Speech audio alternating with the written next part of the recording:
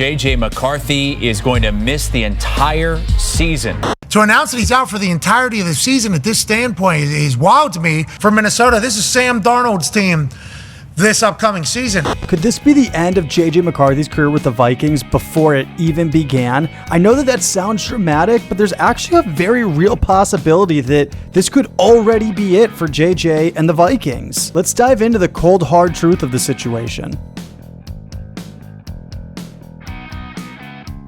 Before we get to the content, please remember to like and subscribe to help the channel grow and turn on those notifications so that you don't miss an upload. Last year, the Minnesota Vikings had Kirk Cousins playing some of the best football of his career until a devastating Achilles injury in Week 8 knocked him out for the rest of the season. At that same time, J.J. McCarthy was leading the Michigan Wolverines on a national championship campaign. While some critics, including me, claimed that Michigan's offense didn't ask too much of him, McCarthy did prove that he was smart with the football, he limited turnovers, and he executed Jim Harbaugh's game plan to perfection, by reading the signs of the other team. At the NFL Combine and his pro day, McCarthy turned heads, leading the Vikings to draft him with the 10th overall pick after Kirk Cousins left for the Falcons, presumably because he didn't want to play for a team already planning his replacement. Good thing that all worked out for him. But McCarthy wasn't the only new face in Minnesota. The Vikings also signed journeyman quarterback Sam Darnold, who's got plenty to prove this year. The Vikes had a solid offseason, extending arguably the best wide receiver in the league in Justin Jefferson. They also added Aaron Jones to the backfield. They also signed Dallas Turner, which wasn't that big of a deal. I just wanted to say signed it because ESPN totally had a typo on their Minnesota transaction page, and I found that funny. The Vikings eventually made it to preseason where Sam Darnold and J.J. McCarthy both looked really sharp. I made the case on this channel that if there wasn't a quarterback competition before, there should be after that game. Sure, McCarthy threw an ugly interception, but he bounced back with 2 deep touchdown passes, showing his resilience. You know what didn't show resilience? McCarthy's knee. Too soon? J.J. McCarthy suffered a torn meniscus in his knee. It was severe enough to require a full repair, meaning he's out for his entire rookie season. On one hand, he's only 21, and next season he'll be 22, with plenty of football ahead of him. On the other hand, Sam Darnold, likely the week 1 starter anyway, now has a golden opportunity.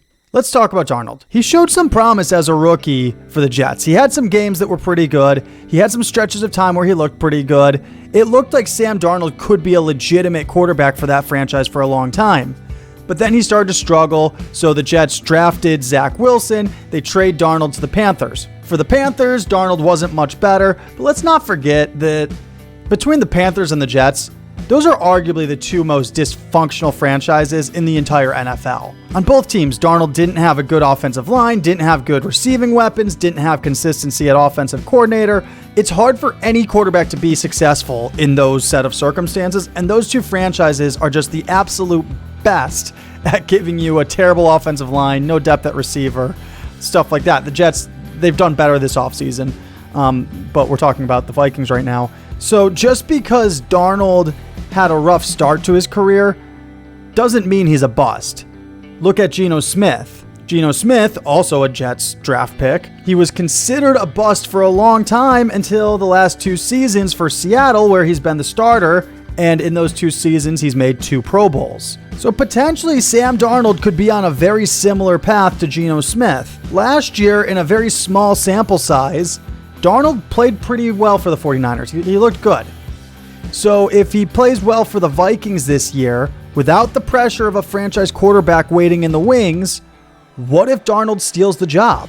After all, J.J. McCarthy is still a major unknown. But if Darnold plays 17 games this year for the Vikings, gets them into the playoffs, maybe makes a deep playoff run even, how do you let him walk after that? And while we're playing the game of what ifs, what if you let him go? He goes and lights it up for another franchise. The Vikings go with J.J. McCarthy. And what if J.J. McCarthy turns out to be a bust? That's a fireable offense for a head coach and GM. If the Vikings do find themselves in a situation where they want to keep Darnold. They're going to have to give him a new contract because he's only playing on a 1-year deal. They can't tag him because he has void years at the end of his contract. But look, even that wouldn't be unprecedented. It's not unprecedented for a journeyman quarterback to go to a team, play well on a 1-year deal, and then that team decides, hey, we want to keep this guy. Look no further than last year when Baker Mayfield did that for the Buccaneers. Baker Mayfield was drafted by the Browns, went to the Panthers, same time as Sam Darnold, as a matter of fact, and then went to the Rams, and then went to the Buccaneers. He's very young in his career, already a journeyman quarterback himself, played for the Buccaneers on a 1-year deal, and got a 3-year contract this offseason based on his performance from last year. If the Vikings do decide to stick with Darnold, then they probably have to trade J.J. McCarthy at that point in time. Because if you're giving Darnold a contract, it means that he's your franchise quarterback. And in that case, you don't really want the former presumptive franchise quarterback sitting right behind him, breathing down his neck. It just makes it too easy for Vikings fans every time Darnold throws an interception to start chanting J, J, J, J, J, J. Probably wouldn't sound like that. Probably be more like J, J, J, J, J, J. I don't know. So look, I'm thinking if we find ourselves in that scenario, I'm thinking the Vikes at that point in time could probably command a 3rd-round pick for J.J. McCarthy. Maybe it's a conditional, could become a 2nd if McCarthy plays well. Keep in mind, this is a hypothetical for, 6-7 months from now. But McCarthy's preseason injury here might have just cost him his entire franchise opportunity with the Vikings. So is this the end for J.J. McCarthy in Minnesota, or will he come back stronger? Only time will tell, but one thing's for sure. The Vikings' future just got a lot more complicated. I find the Matthew Judon trade pretty fascinating. So yesterday news broke, Matthew Judon is being traded from the Patriots to the Atlanta Falcons. And the reason I find this fascinating is because it aligns with the Hassan Reddick trade situation. Both players are edge rushers.